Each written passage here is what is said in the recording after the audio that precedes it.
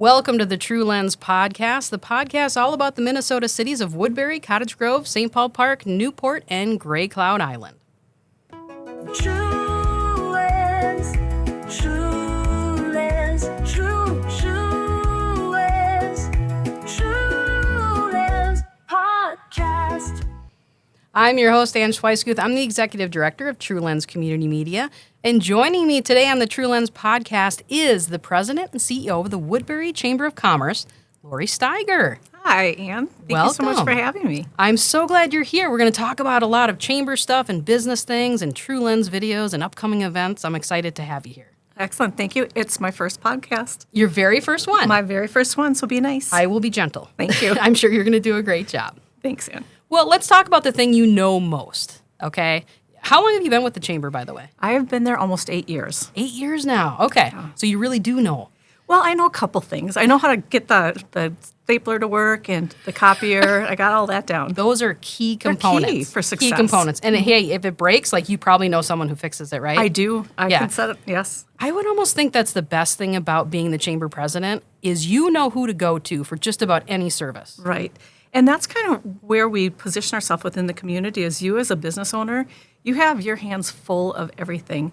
But when you need something done, when you need to know who is making the laws that might be either helping or hurting you, you don't have to know them, but we do. So we should be your one-stop shop, and that is part of the best part of my job is I get to know all of these amazing people. It's a great resource, and, you know, you would hope everybody's involved with it, but maybe they don't know a lot about the Chamber. Yeah. So let's talk about it real quick here before we get into some videos.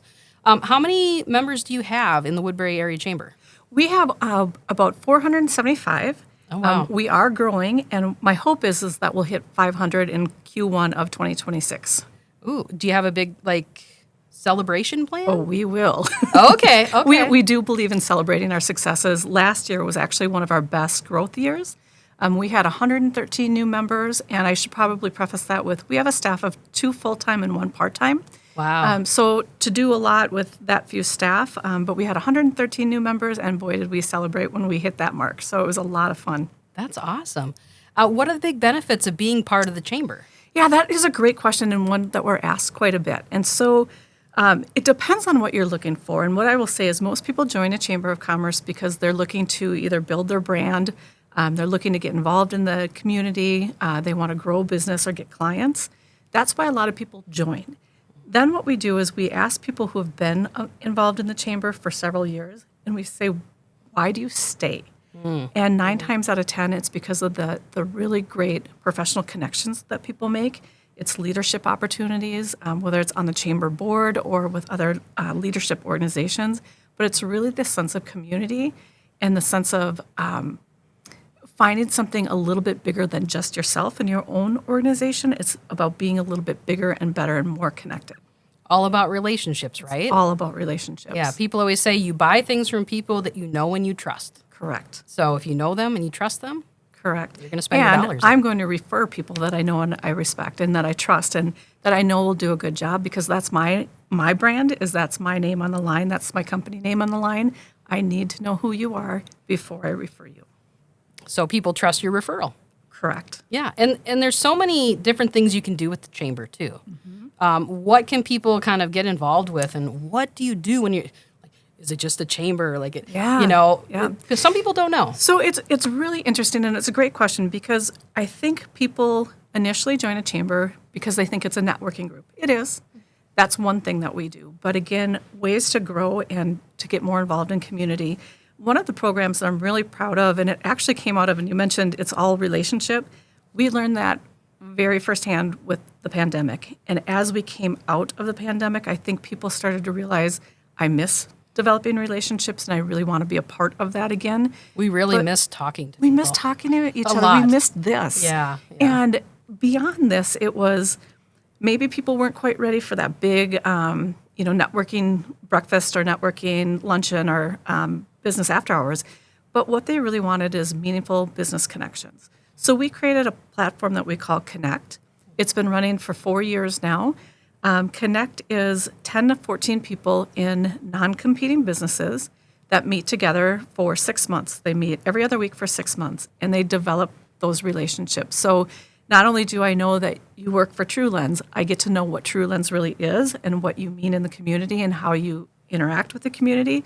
I then get to develop that relationship with you, and I'm like, you should do a story on this, or have you ever met this Right. person, or you We should get the best stories like that. Yes, and it's Yeah. through those authentic connections. So that program has been running for almost 5 years. But what's been really fun is this year we're launching niche groups for Connect. So we're doing our first young professionals group.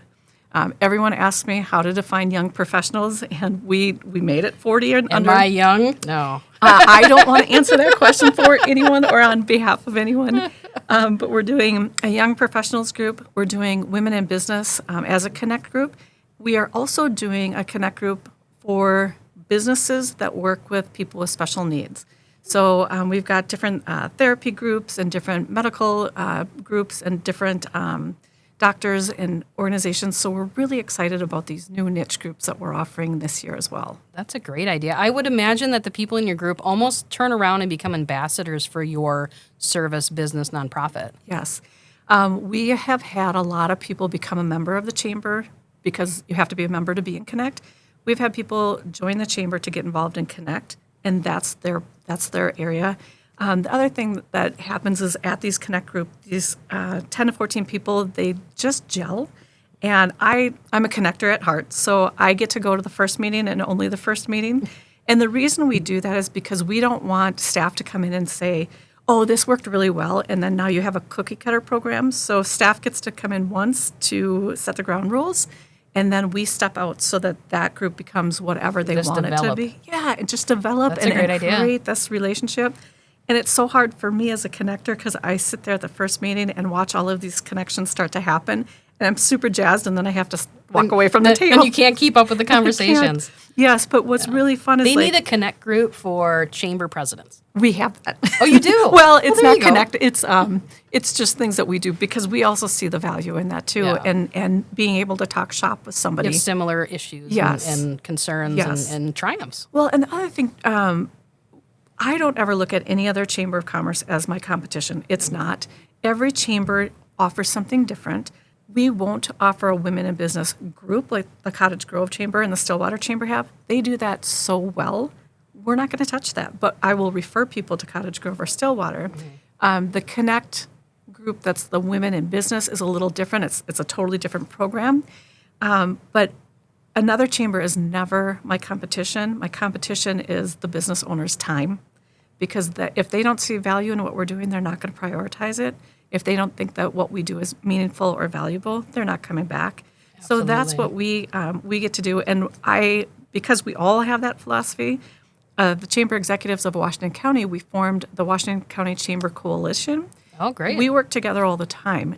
We are actually going to a conference this week where we all exchange ideas and share best practices so that we bring more back to our members. So it's a great collaboration, and we get to talk shop, and we get to, have you ever wrestled with this, or what's the best way to do this? So very blessed to be in this industry where it's really a collaboration. Speaking of good questions you could ask, your fellow chambers, if local business success was a recipe, what 3 ingredients would make it work in Woodbury?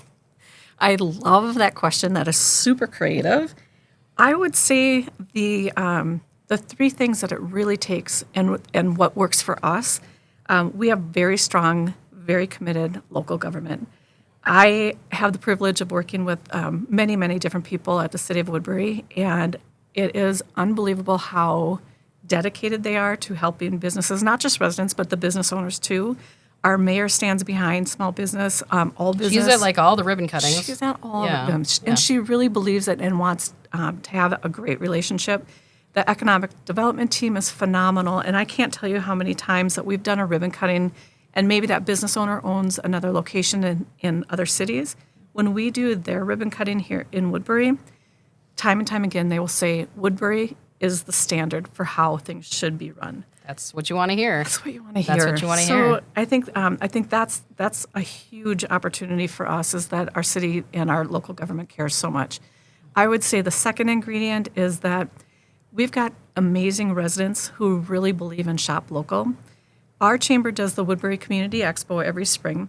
That thing is huge. It's Huge. We have about 200 exhibitors, so business to consumer businesses. been there. You guys are always there and supporting. Yeah. We appreciate that. Yeah. But we have business to consumer businesses that are there. We get about 5,000 people from our local community to come through the school in one day just to check it out. That's amazing. It And it's is not even a full amazing. day. It's not. It's like, It's what, 10 to to 3? 3? Yeah. Yeah, and Yeah. we have entertainment. We have all kinds of other things to do, incredible food. But we get so many people because our residents are committed to shopping local. And let's face it, we are always in a hurry. And so you get in your car and you drive to your destination, and one day all of a sudden you look around and you're like, well, when did that get here? Right. We've had business owners say that people will walk in and say, I never knew you were here, and they've been there 10 years. Wow. But we all get a little siloed, Yep, right? And you get yep. focused and you kind of forget to look around. So I think our residents really do believe in supporting local, and the expo is a great way for them to find out what is local. It's great exposure for the businesses, too. It's fantastic. And I would say the third thing that Woodbury has in the third part of that recipe is we have a lot of opportunity in Woodbury. We have a lot of philanthropic organizations, ways to give back. And when you give to something else, if your business is successful and you can allow someone to go and volunteer, if your business is successful and you can financially support a nonprofit or a not-for-profit organization in the community, that is amazing. And I think that Woodbury really has people and opportunities to get involved. And so it connects the business with philanthropy. It connects residents with things to do and ways to spend their time. And it's just, I think that's what we hit on all three marks. It's really a big part of the community. It You is. know, and I guess that kind of drives us into the next, my last question before we get into some videos. You have a new thing called the Woodbury Chamber Business Foundation. We do. What is that? So we've spent the last year doing all the things, setting that organization up that aren't interesting to talk about. But what I want to talk about is what we're doing in the future. So the Woodbury Chamber Business Foundation is a nonprofit organization. This is a boring detail, but fact is, chambers of commerce are not nonprofits. They're called not-for-profit. So are we. That's exactly Yep, right. And yep. so it's a different classification, and you don't get some of the benefit, and you You're not a 501(c)(3), and you can't get yeah. grants, and you can't do Yeah. different things. So in starting the Chamber Foundation, some of the key things that we're going to be working on and looking for is leadership development. So think of CEOs that might be retiring, and they're trying to build their next leader. Oh, sure. Maybe it's a multi-generational family that owns a business, and mom and dad are leaving, and they're grooming the kids. So we want to offer some just state-of-the-art leadership training and involvement. We want to connect more business owners with local governments, so that would be a part of that leadership development and growth. But we also really want to focus on our relationships with the schools. We have great relationships with educators and students. We do a golf scholarship tournament where we give about $10,000 a year away back into the local community. We find speakers for educators, but we want to take that a lot farther. What we can do through the foundation is we can try to find grants available so that we are really walking hand in hand with those educators, helping create programs and tracks, whether it's tech programs within the schools or whether it's pathways to four-year programs. We really want to be the conduit that helps all of those and really connect businesses with educators to make sure that we're making the educator's job easier and giving the students the opportunity to really understand what a day in the life of that career or that job would be. So we're going to work really hard on that educational So it's component really as well. building the next generation of business owners. It is. Yeah. It absolutely is. That sounds really, really great. Yeah, we're excited about it. Okay, and we're so excited. congratulations. Thank you. That and we're was probably excited a lot of work. Yeah, and it's the not and sexy stuff that nobody really cares about. So now this coming year, we're really excited to tell the story and really market it and really start to see where it goes from here. Okay, well, good luck with that. Thank you. And I'm sure we'll be hearing more about it. Absolutely. Okay. Are you ready to go into some True Lens community media videos? Yes. Okay. Please. Our first video, and anybody who's watched the podcast or listened to it, we kind of watch a video or a portion of a video that we've created, and then we talk about it a little bit more. Our first video is about a gentleman named Steve Wills, and it's called The Legacy of Service. And this video is brought to you by multimedia producer Dan Hiding. My name's Steve Wills, and I'm currently employed with the City of Woodbury in the Public Works Department, and I work in the Parks and Forestry Division.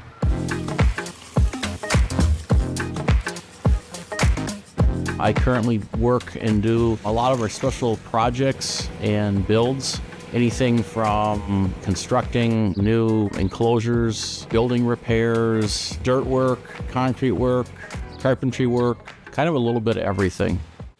Before Parks, I worked for the city and the police department. I worked there for 30 years. I started out as a patrol officer. After 4 or 5 years, I was promoted to patrol sergeant. Then I became a captain and oversaw our patrol division. And then I was an investigations commander until I retired in 2022.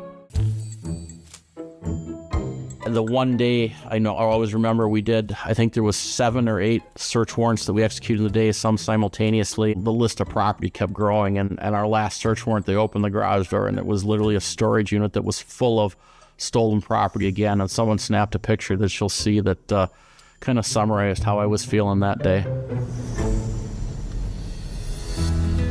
98% of the people in Woodbury were very genuine, caring, polite people. It really made the job much easier. It pays off to do the job right and treat people right. And as it turns out, it was a great career decision. I absolutely enjoyed it and had a lot of great experiences there with that.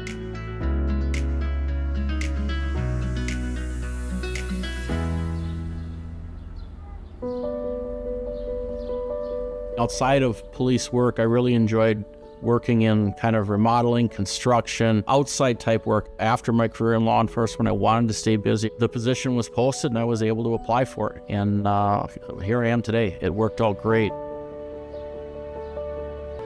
I really enjoy seeing the people in the parks and how much they appreciate when they see us out there emptying a trash can, fixing a door that's broken, or some of the improvements we've done around the pickleball court, stuff like that. Ultimately, whether in police and fire, was serving the community and probably helping them out on some of their toughest days. And now in this role, I'm able to see people probably having some good days in their life and seeing them enjoying life.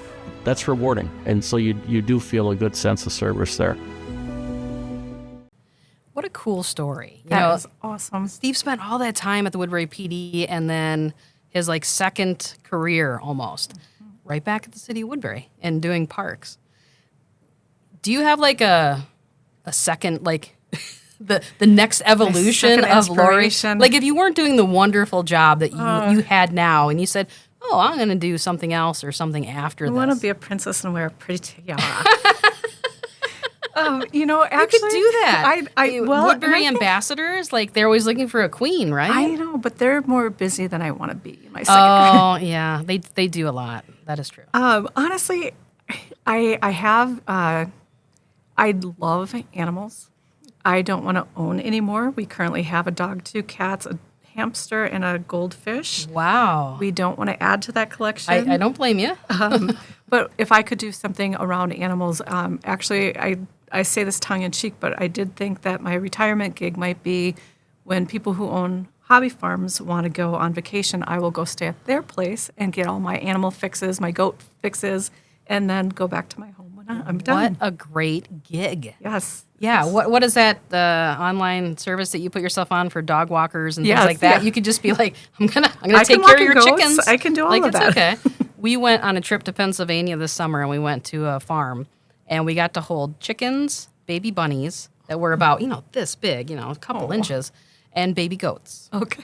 And they actually did separately, you could spend time to just go and cuddle a goat. Yeah. Pay them money. I think it was $10 for half an hour. And all you of could us just cuddle the baby goat. City people will pay for that. Absolutely. There's a place up in Scandia where, especially in the spring, you can go and do a whole goat farm experience or just pay to feed the goats. And we did that, and we laughed. I don't think I laughed that hard in years, but these little tiny tails, they just go like crazy. Yeah, and then when they're not happy with you. Oh, they let you know. Yeah, their sound is like, oh, that's so cute, but I will stop doing what I'm doing. I think if I had a second career, or if I didn't do what I do now, because I love what I do now, but I always thought it would be so great to own an ice cream shop, because people who come to buy ice cream always happy. Yes. You know, And, and if maybe they're they're not not on the way in, they're they are going to on be the on way the way out. out. I feel like it's a happy business that, you know, you're like, Yes. oh, you're having a bad day, here's ice cream. Yes. And then, you know, it just gets a little better. I will say one of our members who is an ice cream shop did very, very well during the pandemic. And they, Oh, I'm sure. they laugh and say, well, people were eating a lot of feelings at that time. I didn't think about that, but yeah, that's true. Okay, let's go to our next story, which is not as uplifting in the happy part, but it does have a happy ending, even though it is a very serious story.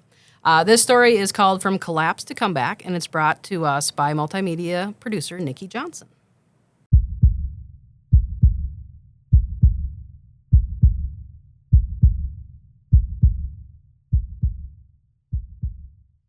I'm seeing other cars drive past, so I thought maybe nothing is wrong. But as I got closer, Scott was laying on his stomach with his head towards the street. Did he trip? And, you know, is he just taking a moment to collect himself before he gets up? And, you know, all within a matter of sort of split seconds, you start to realize he's not getting up. And I could see in his eyes that he was not okay. Are you Renee Pennicott, the wife of Scott Pennicott? I knew that it was a very critical situation and had to act quickly. In that situation, he had minutes. He's agonal breathing. I'm starting compressions, tell medics to step it up. And it wasn't until she mentioned the word, she said, you know, please God, don't let this be this man's last day on earth, that I realized sort of that true severity. The healthiest person we all know had a heart attack. That doesn't jive. That doesn't make sense. It was a Sunday, and it was actually a beautiful June day, and I was going to go for a run. And actually, I was going to go a little bit later in the morning than I would normally do so. Across the street happened to be a gentleman that I just sort of took notice of. You could tell that he was fit, that he certainly looked like a runner. I remember the gentleman had bright shoes. I had a 10-mile run plan that day, so it was just like any other day. I woke up and put on my shoes and went out the door. It was nothing out of the ordinary. I felt decent, but not great. And I remembered that he stopped, and I didn't think much of it, just that, oh, maybe he's crossing the street or he's changing directions. And I just decided at that point that I'm going to stop at mile 9 and call it a day, just not my day, and I'm just going to walk it in. And out of nowhere, my shoelace came undone. Gosh, that never happens. And so I stopped and I tied my shoe, and when I got up and I looked slightly, you know, diagonal from me, but across the street, this gentleman was down, prone, face on the sidewalk. And at the same time, another vehicle, which now that I know was driven by a woman, she was coming north on Pioneer, and she sort of noticed this gentleman was laying there. So she ran across the street, and as I seen her run across the street, I said, "Did you call 911?" So we weren't both calling. Then as we got closer, I saw there was a man down in the grass next to the sidewalk laying face down. So, you know, immediately I jerked the wheel over and slammed on the brakes and jumped out to see what I could do to help. As I'm on the call, she asked me, does someone know CPR? And luckily, and again, sort of this grace of God, this other gentleman who happened to be a Bayport first responder showed up out of nowhere and said, I've got it. And so he started chest compressions. And then as soon as I heard the agonal breathing and couldn't get a good pulse, I knew that it was a very critical situation and had to act quickly. I was on Bailey Road already heading in that direction and hit my lights and sirens, checked the notes on my computer that updates with information from dispatch.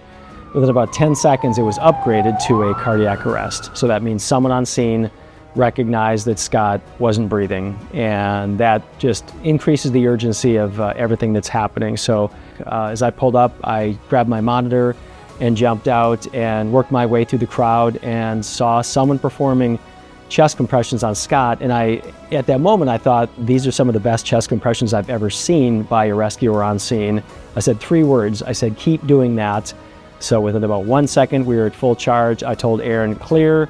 I punched the shock button. We shocked Scott, and I said, start compressions again. So Aaron got right back on doing the chest compressions. I saw what looked like a normal heart rhythm, but the way to confirm that was checking a pulse.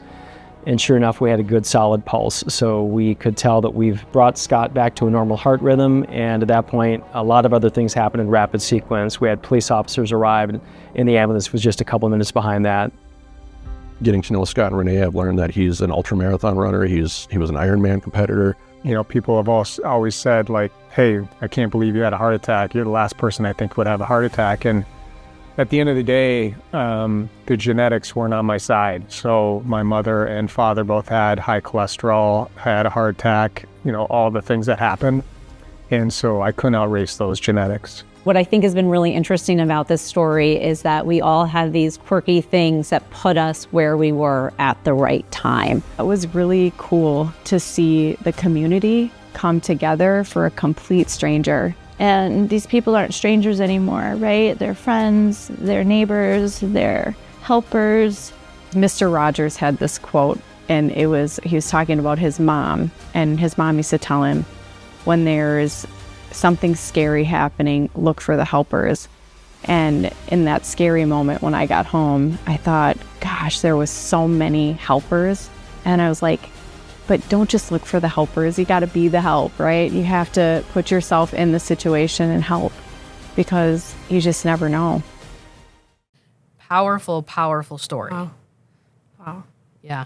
I think that it's so interesting to hear. Number one, there's a few interesting things about this story. One, that it happened at all. The coincidences that made all of those people there. You know, Jen Santini tying her shoe, you know, the woman running up, the off-duty police officer. Like, how lucky can you be to get all that together? But for all that to happen, and then it just shows also how community is willing to help, which is huge.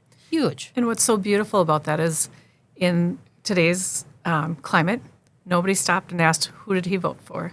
Right? Nobody cares. They At didn't the care. end of the day, you jump in. And the other thing, too, you know, with the woman driving the car, she could have kept driving, but something told her not to. And the first thing she asked is, have you already called 911? Yeah. The question she asked, and just being aware, you know, just, again, paying attention to more than yourself, whether it's opening a door for someone or recognizing someone in distress, it's just so impactful. Right.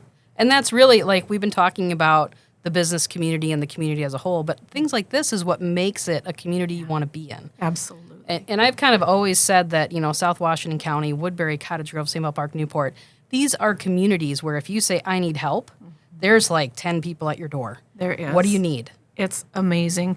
And again, you know, not to bring up the negatives, but sometimes you go on things like Nextdoor and it's like, oh, for heaven's sakes. Right. Somebody's complaining about something. But Yeah. then the beauty is exactly what you said, is sometimes someone will go on Nextdoor and say, hey, I'm collecting blankets for dogs, or we had a bad situation, we're looking for this, and the number of people and what they're willing to give. Yeah, I'll bring it over to you. Yes. You need me to go pick that up? I'll go get it Yes. for you. No problem. No questions asked. They don't know the person. And that's the community. And that's just, I mean, that's what we need to look for. The Mr. Rogers quote, look for those and let go of the other stuff, and just stop biting on the other stuff and only encourage the good. Right. I love that quote. It's kind of, it's interesting because when we were filming that reenactment, which was amazing that all of those people were willing to come back and reenact such a traumatic moment, especially Scott, that they really wanted to tell the story. And we went out and back to the location that it happened, and we had a film crew and a drone. While we were doing the drone shot above, the crew was out of the way so that you could get the shot. Someone pulled over, thought it was real. You know, immediately said, "Oh my gosh!" And there's another helper. And you know, it's thank you for stopping. We're so sorry. It's just a reenactment. But that's the real truth of the community of Woodbury and this area. Yeah, absolutely. Yeah. Let's move on to our last video today, and I think you're gonna dig this one because it's all about a business in Woodbury. This video is a little look back at history, but this is the oldest restaurant in Woodbury. It's Ronally's Pizza and Pasta, and it's brought to us by multimedia manager Bob McSherry. So the history of Ronally's is interesting. Ron Henry, who was a minor league baseball player, he and his wife Allison owned Ron and Allie's over on the east side, which is now the Little Oven on White Bear and Minnehaha. And then they opened other locations. So they opened this one in 1973, and this is obviously the last Ronally standing. Why we got into the restaurant business is a very good question. We were both in the corporate world, and we were just looking for a change, and we were going to buy into one of our local franchises. We were looking for a spot, and I was on my way to the cleaners next door, and I saw that they had abruptly closed Ronally's, and no notice, nothing. They just put a sign on the door, "We are closed permanently." So I got in my car and I texted my husband immediately, and I said, I think I might have found a spot for this franchise. And before I knew it, we were meeting with the realtor and signing on the dotted line. So as we met with the realtor and saw all the people coming to the door and whatnot, and we thought, you know what, why not keep it what it is? So we thought, let's keep a good thing going. And here we are, 9 years later. We just celebrated our 50th anniversary in October of last year. The legacy that we are carrying on, it's just wonderful to be such an important piece of history, and I hope it carries on for many generations to come. Ronally's. What do you think of Ronally's? Oh, I love it. I'm a pizza snob, and they have some of the best pizza ever. The best. In addition, I don't eat red meat, and anytime you try to get a lasagna at an Italian food restaurant, they think a vegetarian loves white sauce. They don't necessarily love white sauce. I do not. But at Ronally's, beyond their pizza, you can also get a lasagna, and then you can decide what if you want meat or vegetables or chicken or just cheese. And so both Diana and Greg know my preference for their pizza and lasagna. You just call up, it's Laurie. It's Laurie. Yeah. But they don't know. gotcha. It's either the pizza or the lasagna, but they're so good. So good. You know, Ronally's has been around a long time. And I remember in high school, we would go there, and it was like a treat to go there and we would get spaghetti and meatballs, like something simple that you can make at home, but for some reason, and their spaghetti meatballs always takes me back to that because it has a very distinct taste. It's the sauce. It's amazing. It's the sauce. It's 100% the sauce. Yes. And their garlic bread. Their garlic cheese bread. Amazing. Well, the other thing, too, that's wonderful is, so Diana and I met at a chamber business after hours. We started talking and we started joking around that we're BFFs forever. I mean, and we just clicked. And when you walk into their restaurant, you feel that. Diana and Greg are such advocates of the community, and they are just phenomenal people. But the thing that a lot of people might not know is they hire 14-year-olds, and they teach them how to do things well. They have a very high bar for customer satisfaction, and they teach all the soft skills. Diana is not afraid to invest in you if you're going to work hard. And they give a lot of different pathways for kids starting jobs and working with young teenagers. But she does a phenomenal job. And that's really hard to do because sometimes you don't always think about this. But as a teenager, and we were the same way, we just don't remember. You don't know all these things. Right. But as you get older, you're like, why don't you know that? And it's like no one's told them that yet. Right. So you have to have a good patience but a strong hand. Absolutely. And think about this. Technology takes away this conversation. Totally different. And then the pandemic. There's some years missing here. Yeah. And so to have people like that are willing to invest in the youth and say, as long as you work hard, I can teach you the skills, We were at an event, and I had a teenager come up to us, and she was talking to us about how it's so hard for her to find a job. She's like, I'm 15, I want a job. I don't know where I can get one. There's no space that I can go and find out where those jobs are. There probably are, but we don't know about them, probably through the schools or something like that. She's like, I wish there was one space where I could learn about where I could go and just apply in one space. Yeah. And that's a good idea. And locally, not just at the big Indeeds or Monster, all that. Right. Yeah. Mm-hmm. Such challenges. Yeah. Okay. Well, now I'm hungry for pizza. Yeah, but absolutely. We'll finish the podcast first. So let's go into some upcoming events coming up around town. Election, that's a big one coming up. We have School District 833, District 622. There's 3 school districts in Woodbury, which make it complicated, but We also have Senate District 47 special election, and St. Paul Park City Council has 2 open seats. There's only 2 candidates running, so that one's not so much contested. We're going to have League of Women voter forums. They're going to be doing some of those. Those are going to be able to be seen on True Lens Community Media Channel 859, also on our website. Well, there's early voting, starts September 19th. Man, it's already going to be like... That's this week? That's this week. Yeah, and this podcast will be going after that. So now, go out and vote. It's time.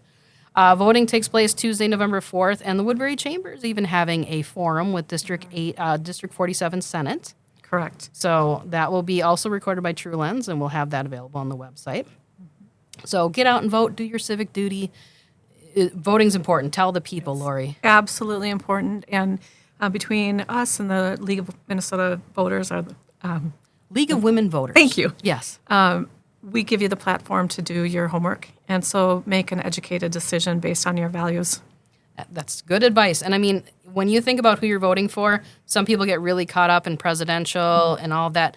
The people that affect your life the most are the people that are running for your local school, your local council, your local county. Absolutely. Get to know those candidates. Make an informed decision. That's great advice.